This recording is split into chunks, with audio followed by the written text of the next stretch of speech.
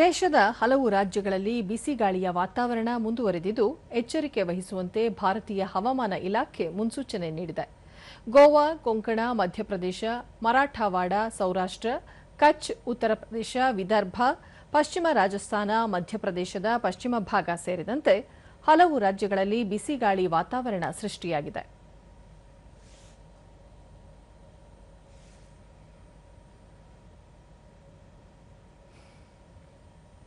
ಈ ನಡುವೆ ಅಂಡಮಾನ್ ನಿಕೋಬಾರ್ ದ್ವೀಪ, ಕೇರಳಂನ ನೈಋತ್ಯ ಭಾಗ, ಮಾಹೆ, ಕರ್ನಾಟಕದ ದಕ್ಷಿಣ ಒಳನಾಡು, ಪಶ್ಚಿಮ ಬಂಗಾಳ, ಸಿಕ್ಕಿಂನಲ್ಲಿ ಮುಂದಿನ 2-3 ದಿನಗಳ ಕಾಲ ಮಳೆಯಾಗುವ ಸಾಧ್ಯತೆಗಳಿವೆ ಎಂದು ಹೇಳಿದೆ.